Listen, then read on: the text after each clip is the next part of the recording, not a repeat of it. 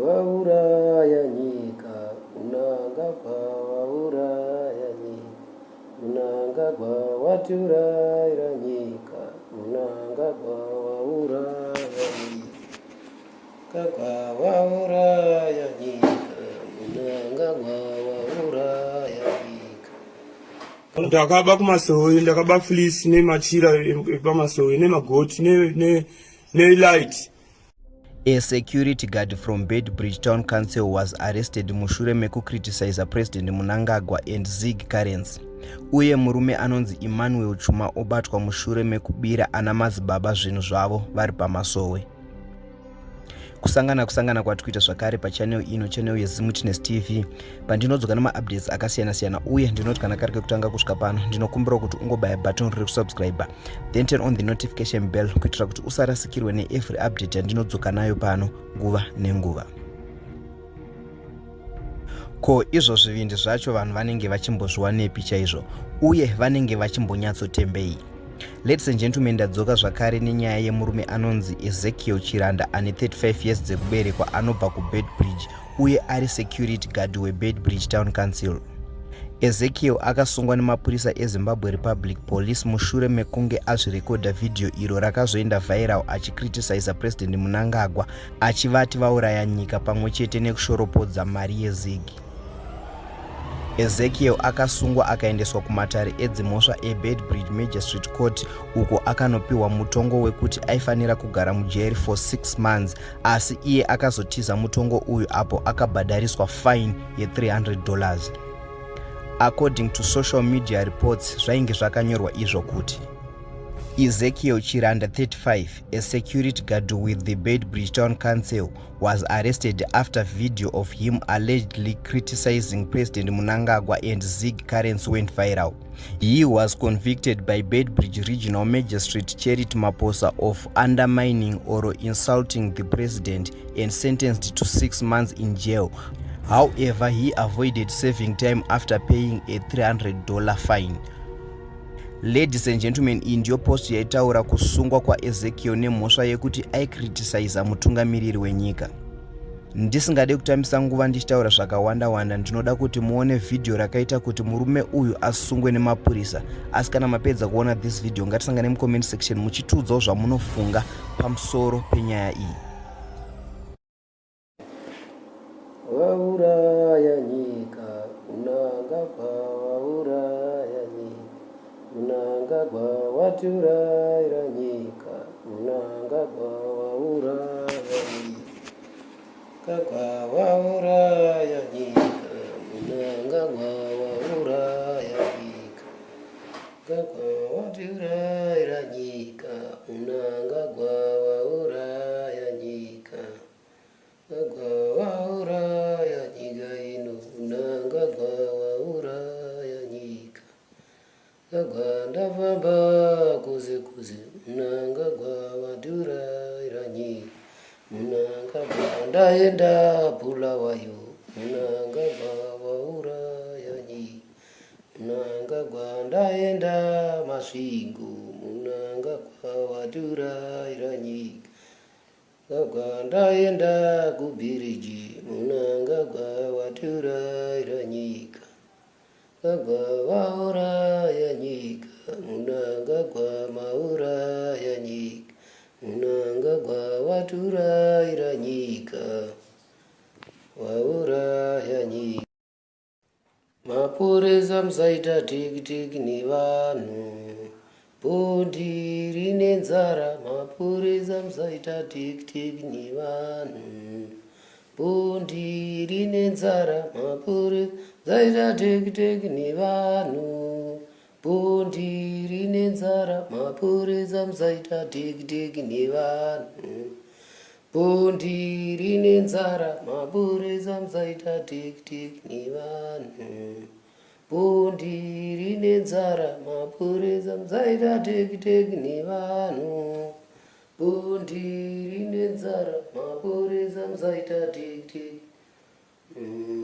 bhondi rine nzara. Mapurisa musaita tiki nevanhu, bhondi rine nzara. Mapurisa musaita tiki nevanhu, zigi rine nzara mapurisa musaita teki teki nevanhu, zigi rane nzara mapurisa musaita teki teki nevanhu, zigi rine nzara mapurisa musaita teki teki nevanhu, zigi rine nzara mapurisa musaita teki teki nevanhu,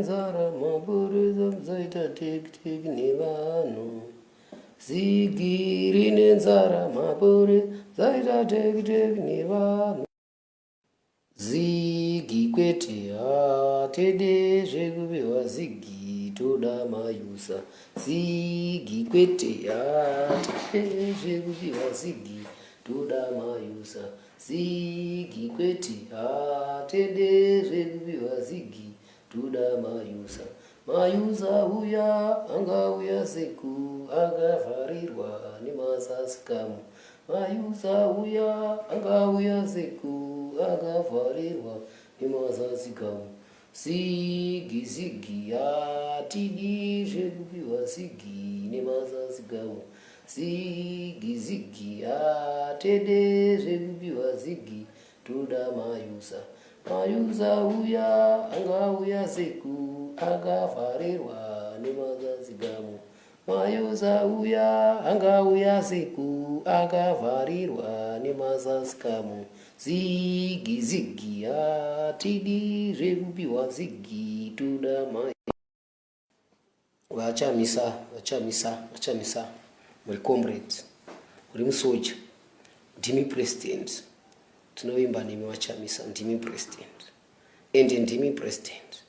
Zvinotamirira nguva yenyu zvino yakukwana, tinde kuKenani. Zvino chiuya titore chitanda muyambutse vana vaende kuKenani. Vachamisa ndimi Ishe, ndimi makatumwa. Izvo hazvirambiki, takamirira masoja enyu. Hatibvi, tonamatira imi, uya musunungure vana veZimbabwe. Uya tiinde, pinde muState House. Vachamisa, tamirira imi. Nguva yenyu yakwana zvino, takamirira, hatina kwataenda, hatisi kuduki, takamirira imi. Tinoziva ndimi muyambusi, ndimi muchasunungura vana vevana vedu pamwe chete nesu.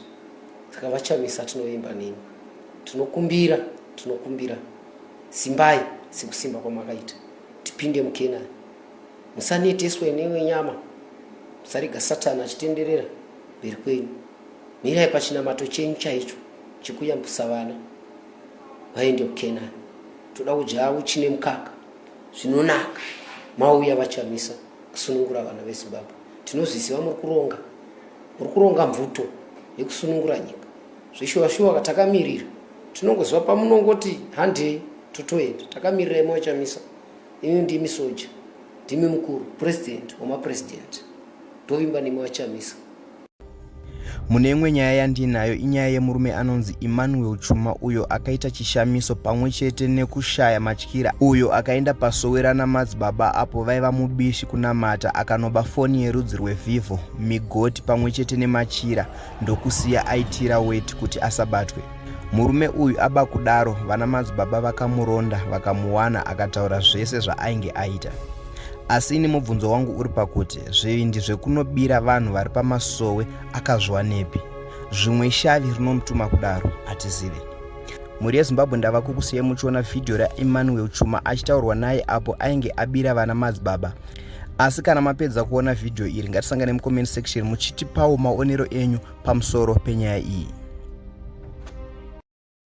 Ndakaba kumasowe, ndakaba fleece nemachira epamasowe nemagoti nelight. Ndobva ndawa moyo wangu uchiti ndidzokereko. Ndobva ndasvika ndikanovata, ndikabva ndasvika ndikabva ndatora foni yeVivo. Ndazosvika ndichisvika pamba pangu, ndikabva vakomana vakanditevera madzibaba vaviri. Ndikabva ndambotisa. Pandatisa ndine foni ndava kuti ndidzokere nayo. Ndobva ndasangana nevamwe madzibaba vandozivana navo vanonzi Babasha. Ndobva ndasangana navo kuroti yekuenda kumba kwavo. Ndobva ndikavati regai ndidzosere foni yenyu. Vakatanga kutaura neni zvakanaka. Foni yapa yanga yarashikira kudondo kuzasi kweAdra. Unombonzaniwe zita rako? Ndobva ndonzi Emmanuel Chuma. Unobva kupi? Ndobva kwaMutemeri kwaNhema. Unobva kwaNhema here augari kuseri ruko? Ndobva kwaChikwira, ndiri muziguru kwaChikwira, ndiri mwana waGladys Chikwira. Uri mbavha kayo? Ndobvuma ndiri mbavha. Ko yose uchizosiyawo weta papa wanenge waba unoda kuti zvidii? Sekuru vangu vakandiudza kuti weti inoshanda. Ndisekuru anaona zita resekuru wavo? Vane Thomas Chikwira. Varipi Thomas Chikwira wacho? Ndo vakandiudza. Ko weti yake yakadii kumuchengetedza asina kufa? Pasi pano kwakanzi gumo zvinhu zvose kufa, hakuna munhu angangwarira rufu rwaMwari, mutongo waMwari. Kana uchinge wasvika chero une mishonga yakadini, kana nguva yekuzuva rekufa kana ichinge rasvika munhu anofa, hakuna munhu